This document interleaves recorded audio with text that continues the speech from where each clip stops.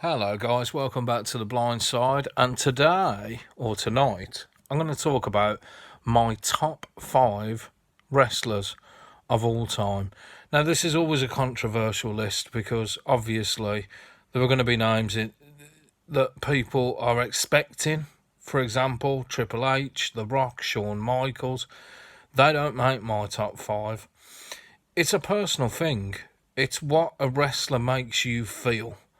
I don't just judge people on how good or bad they are in a ring. I look at their promo work and can they make me like them? There's only one wrestler from the current generation in this list, which is quite sad. But who knows? It may change very much next year. I am a huge fan of Shinsuke Nakamura, for example. I just don't think he's being used very well.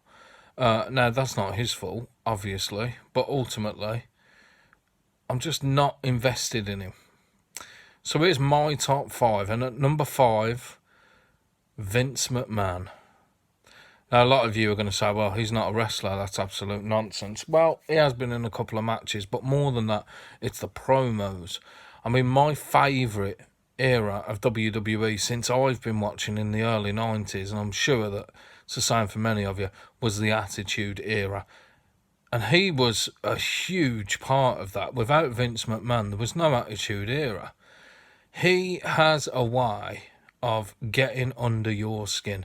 And as a heel, that's what you want to do.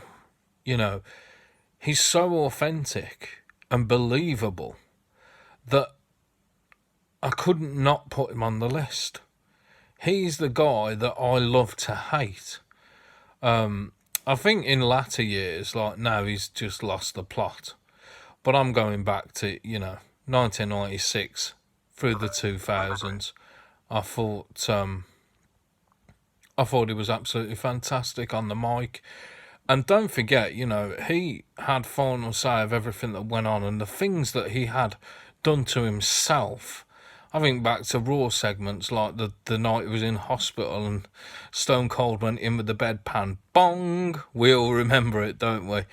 The night that the Authority were on the stage and DX had them covered in manure.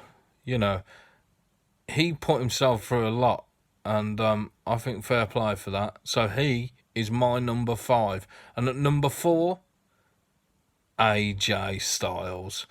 I am a huge fan of AJ. He's the only one that makes the list from the current roster. And to be honest with you, if he was used better, he'd probably be further up this list. He's early on, relatively speaking, in his WWE career, but he is in his 40s. Who knows how long he's got left, but if they use him better, he could become, the one, certainly getting to the top 3 anyway. I remember him from his New Japan days and his TNA days. It's just an unbelievable talent, and 5-star matches were nothing to him. Absolutely unbelievable. And I think if Kenny Omega ever came to the WWE, that's a match to headline WrestleMania, isn't it? AJ Styles versus Kenny Omega. We'll see what the future holds there. I think there are great matches that he could have at the moment. As I record this, it's the night before the WWE title match with Jinder Mahal on SmackDown before Survivor Series. So, hopefully he's going to win that. He needs to be the champion, doesn't he? It's absolutely brilliant. One of the best wrestlers in the world. Does a great promo. He works heel or face for me, either. Just as good. I do like him as a heel, but I think it's nice to like somebody and then be a face, somebody that you can cheer. I'll never forget his debut in WWE at the Royal Rumble.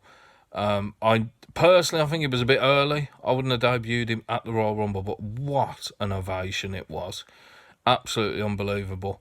And I think Vince knew from then he had a superstar on his hands, and he really is a superstar. Number 3, The Undertaker. The Undertaker, to be honest, there's nothing to split the number 3 and 2 here. I absolutely love the Phenom.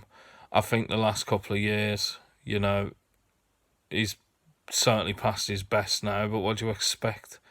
He's in his 50s, he's got 2 very bad hips, but let's go back. I remember him making his debut at the 1991 Survivor Series, was it?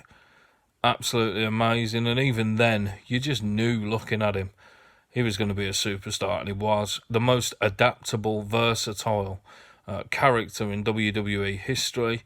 A lot of people didn't like the biker taker gimmick. Excuse me. A lot of people didn't like the biker gimmick, but I didn't mind it. I thought it was pretty cool. I loved the promo. Do you remember with the children? As I lay me down to sleep, I pray my soul is mine to keep. And it came up on the Titantron. I think it was Judgment Day. And then he comes out on his motorbike. Absolutely amazing. I love it when he comes back. Who knows if he's retired or not. You kind of hope he is. But then at the same time, if he gets his hips sorted out and he can still go, then why not let him have another run? Who knows? The Undertaker, great wrestler. He's my number 3. Number 2 is a joint one. One from the old and one from the new. Stone Cold Steve Austin and John Cena. Okay, controversial this, but let's do it. I spoke about Vince McMahon's role in the Attitude Era, but we all know Stone Cold was the biggest part of that. He was the guy that came in and just gave his boss hell. And I love the fact that he was given the reins to do that. Absolutely brilliant wrestler as well. I think a lot of people forget, because he was such a good promo. He was so believable. I mean, you think back to him in the ring with Mike Tyson, and just an amazing talent. But in the ring, he was absolutely phenomenal.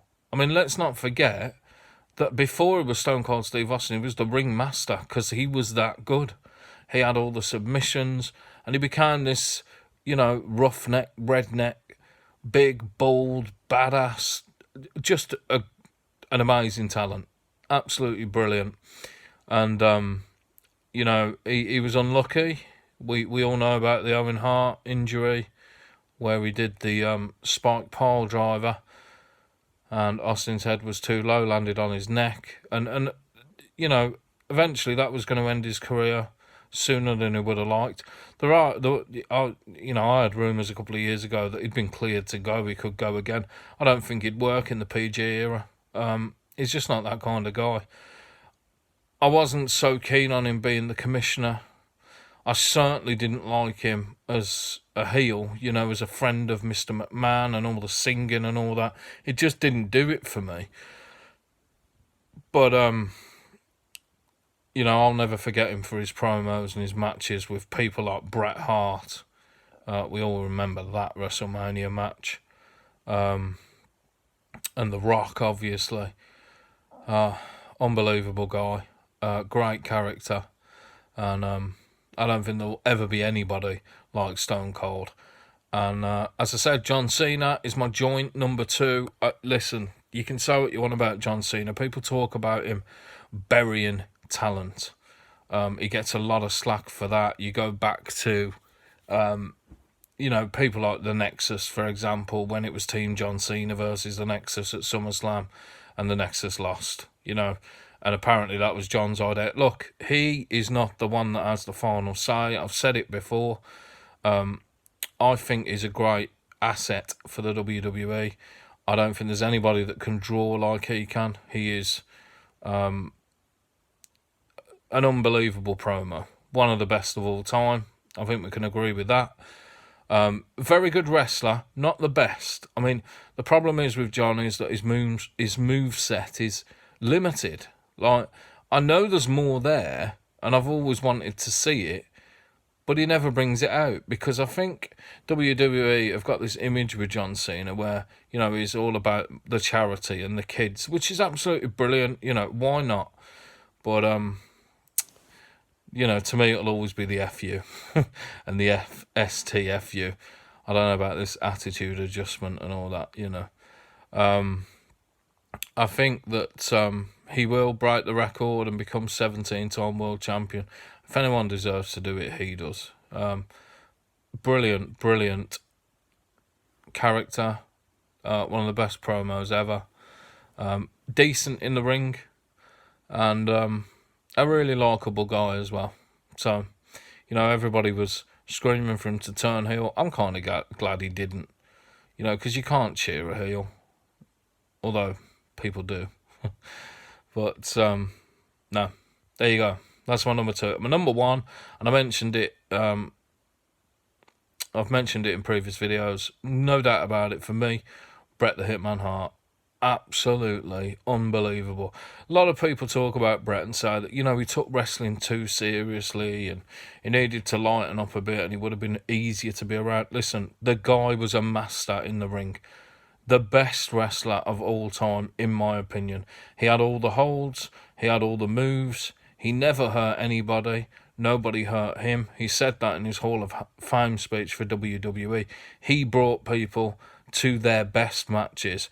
And that's a quote from people like Stone Cold, The Undertaker, you know. And for The Undertaker to say that about a guy like Bret Hart, you wouldn't expect it when you look at the sort of people that he went against. The Undertaker is not a wrestler. He's very physical. But he was never, because he's a big bloke, you know, he was never able to do some of the moves, the technical moves that the smaller guys could. But he said himself, Bret Hart was amazing. And he was absolutely brilliant. A real shame that he had his stroke when he did. I think it would have been great if he could have come back to the WWE and had another run. Things didn't work out for him at WCW. He had a lot of issues, obviously, with Owen dying. I mean, we may do another video about the Montreal screw job one day, but I think that's been talked to death now. But look at the matches with Shawn Michaels, the Iron Man match. Just an unbelievable talent. Not a bad promo. Was never the best on the mic, you know. But I just, growing up, I just loved him. And there you go. I do apologise for the interruptions from my phone.